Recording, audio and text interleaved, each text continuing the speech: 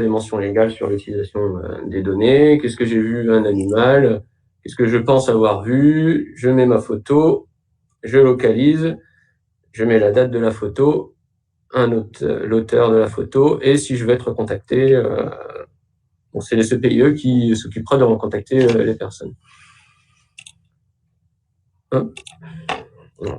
Et donc, on a voulu également, le CPIE voulait également avoir un inventaire de certaines espèces remarquables qui sont indicatrices du bon état ou du mauvais état de la biodiversité. Donc, on a mis en place ce qu'on appelle les observations saisonnières, c'est-à-dire que tous les 2 mois, il y a une espèce cible qui sera à identifier par les personnes. Donc, on a créé une page spécifique par espèce. Donc là, pour l'instant, on n'a qu'une seule espèce, mais de nombreux autres viendront s'ajouter. On a une petite description donc de l'espèce cible. Donc là, on a une Largiope frelon qui est une sympathique petite araignée. Une description, pourquoi est-ce qu'elle est importante sur le territoire, comment on peut la protéger, etc. Et on a mis en place un survey 1, 2, 3 spécifique à Largiope frelon. Donc avec la même structure du questionnaire. Donc juste une photo, la localisation, la date, des remarques et l'auteur. Alors pourquoi l'auteur? Tout simplement parce que tous les mois ou tous les 2 mois, on fera une sorte de...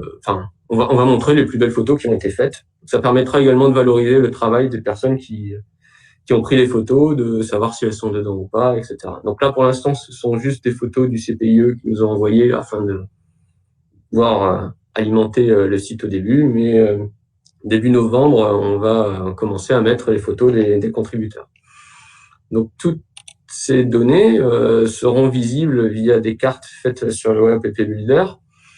Donc là, on a donc les photos nature, donc l'application généraliste d'observation, donc où on a donc chaque point, voilà, soit un animal, un végétal, ou des fois il y a les deux. Donc je prends un exemple. Donc là, voilà, Barbeau-Langier a observé un végétal, etc. Et on clique et on a la photo. Alors, hop. Je sais pas ce qu'il a mis. Bon, ça. Donc on filtrera également les photos si jamais on a des petits problèmes éthiques, on va dire. Et en dessous, on a également fait le même type de carte avec l'espèce saisonnière. Donc là, on voit qu'il y a eu deux observations qui ont été faites. Hop. Voilà. Donc c'est pas taille réelle, hein. Faut pas avoir peur. Voilà, et on retrouvera du coup toutes les espèces dans une page dédiée, donc qui s'appelle fiche espèces. Donc là, on a Largiope frelon pour le début de l'automne 2020. Une autre va venir s'ajouter en novembre, et puis après en janvier, à peu près tous les 2 mois, on aura une mise à jour qui permet vraiment à tous les contributeurs très axés sur la biodiversité de pouvoir vraiment alimenter une base de données sur leurs observations.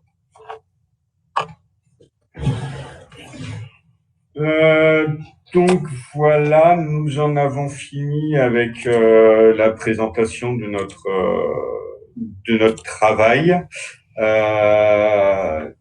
Nous espérons vraiment que ce nouveau portail répondra parfaitement aux attentes de nos utilisateurs sur l'aspect simplification d'utilisation et sur la convivialité.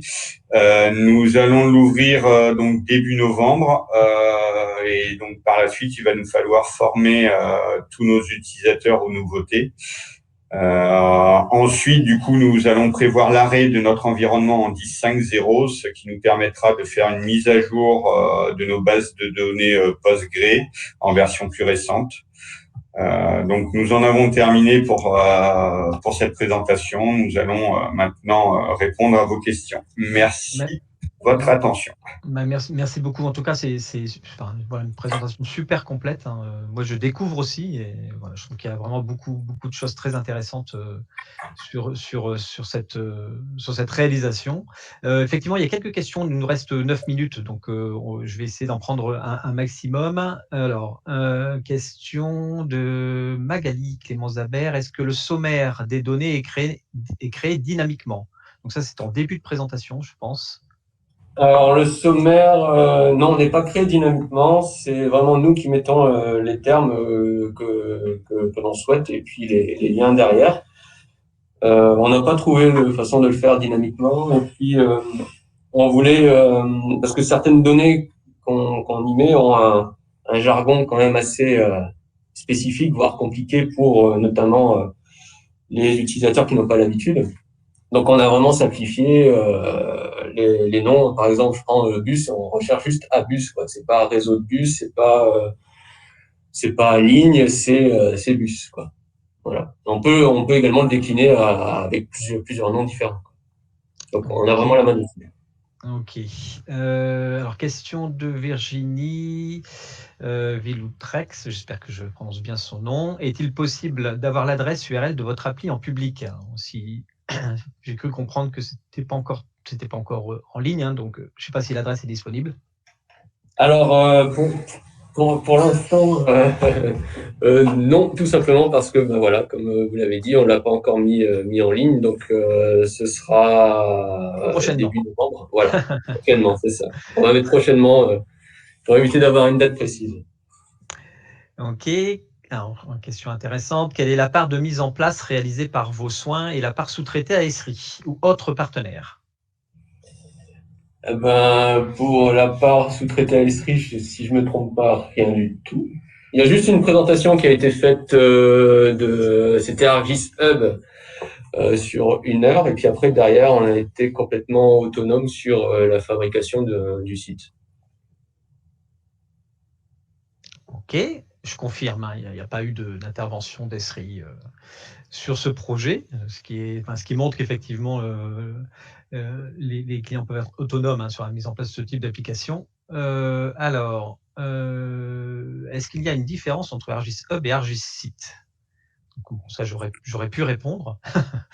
Donc voilà, Argis Site en fait peut être vu comme une sorte de surcouche à Argis Hub qui permet d'organiser, de présenter de façon un peu plus conviviale ce type d'application qui peut être destiné d'ailleurs à des utilisateurs de profils complètement différents.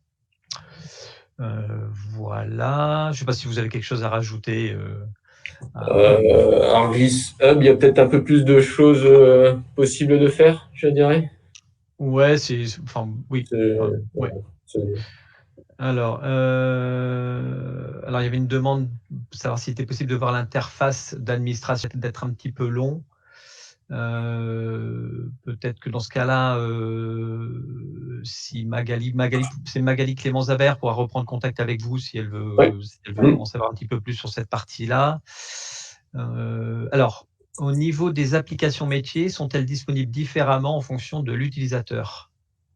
Accès à certaines et pas à d'autres. Alors, ils ont accès à toutes les applications, tous les utilisateurs.